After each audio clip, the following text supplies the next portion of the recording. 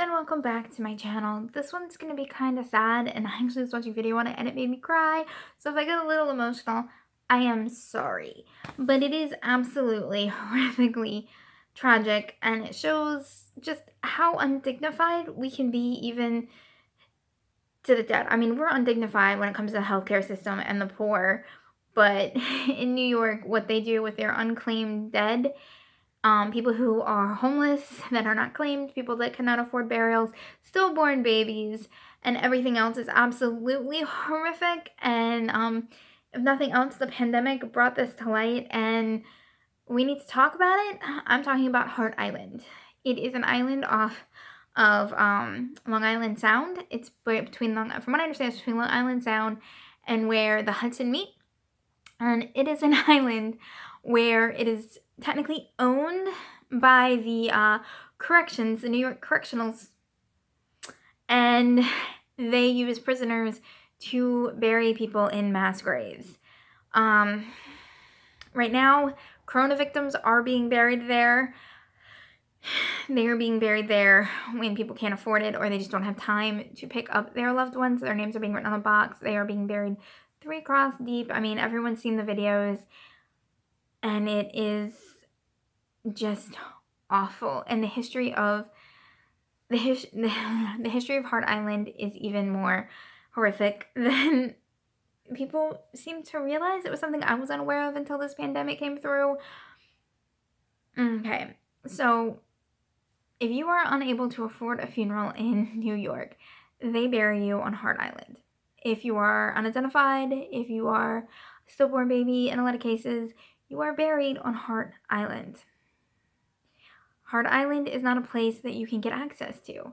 Not only is it not a place you can get access to, individual graves are not marked. Like I said, they are done three high and 25 at a time. So it's not really marked with individual people's graves. So it's not like you can just go there and be like, my loved one is here, I would like to go and see them. There's nowhere, you won't be able to find them as easily as you would in a normal cemetery. Not only that, but you can only go once a month, and you have to set up an appointment, and you're treated as if you were headed to prison, meaning that you have to give up your cell phone, you have to go through a rigorous search, and you are escorted on the grounds by a guard who will only let you go to this one little like gazebo-like area. You're not even allowed to wander the grave site itself. There are 1 million people buried on this island. And just because their families were too poor to afford a funeral, or they were unidentified or unclaimed at the time, does not mean that they were not somebody's loved one. I could not imagine. My dad drove me insane. Anyone who knows my relationship with my dad knows it was not great. But I was fortunate enough to have the money with some help to bury him properly. He was cremated and buried, and I can go there and I can yell at him, and I take great comfort being able to know that I can do that. Being able to know that he has a headstone. Thank you, Jean. Thank you, Sharon, for getting that together. They did that. I did not have to. So thank you for that. That was something that my 21-year-old, 22-year-old self would not have been able to provide. So, no, 23. I was 7 years ago. I'm 31 now, so it would have been 24. My 24-year-old self would not have been able to afford. So they helped me immensely. Not everyone has that sort of family support. And I could not imagine having to set up months in advance to be able to go see my loved one. I could not imagine losing my child and then having it buried with a bunch of other children where I don't even know where they are and I am unable to visit them. That just compounds the loss, and there's no compassion, there's no reverence for the dead in this. And what's even worse is Hart Island is eroding.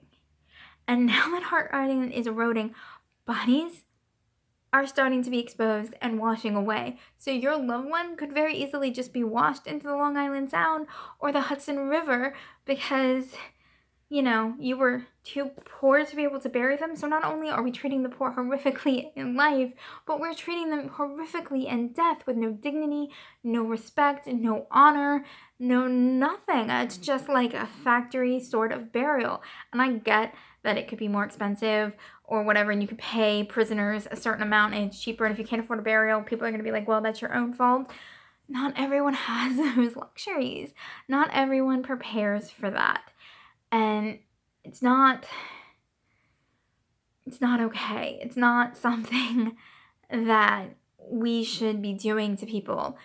That's the hardest moment in a lot of people's lives, and we are compounding it by keeping them from having access to their loved ones. This should be a public park where people can go and people can see the people that they have lost. I want to remind you again, and I can't believe I have to keep reminding people over and over again, these were people. And they had families, they had children, they had parents, they had siblings, they had friends. A lot of these people were not unloved, were not unwanted. And we seem to get this idea about the poor that no one cares about them. But that is not the truth. Most of them have people that care for them deeply. I watched a woman try to go see her mother. She was an elderly woman trying to go see her mother's body, and it was absolutely one of the saddest videos I've ever seen, when she's sitting there crying, saying that she can't go see her mother because she didn't have an appointment and she didn't know. And from what I've been reading, a lot of people that agree to have their family members buried here do not understand that they will not be able to go visit their family members. So you compound on the loss, and then not being able to afford it, and then finding out that you never get to see your loved one again is beyond messed up. It is beyond horrible. It is unimaginably unconscionable to be like, well, they're dead, they don't matter anymore, they don't care. They still have family that loves them. They still have people that matter to them, that they matter to. I mean, there's a whole system of, we are social beings. We feel that loss, we mourn that loss, and you are taking from that. There is a possibility it could become a public park. I'm hoping with the COVID-19 outbreak that maybe, just maybe, we'll get lucky enough that it will become a public park and they will stop preventing loved ones from being able to go there. I just wanted to remind people, the people that are buried there are human beings, and they absolutely deserve the dignity and respect that New York City is taking away from them. And shame on New York City for thinking that this is the appropriate way to deal with human beings just because they are poor or they are homeless or unidentified. That is unacceptable. We are judged as a society by what we do to the lowest classes, and we are failing miserably on every level, and this just shows that. It just adds insult to injury, and I'm telling you, it's bad.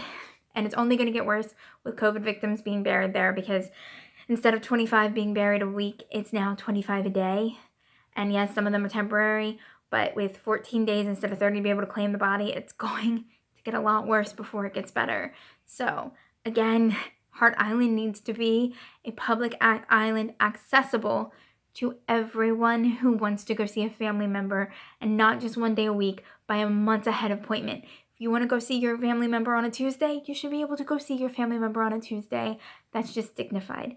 Give them that dignity. All right, guys, I will see y'all later.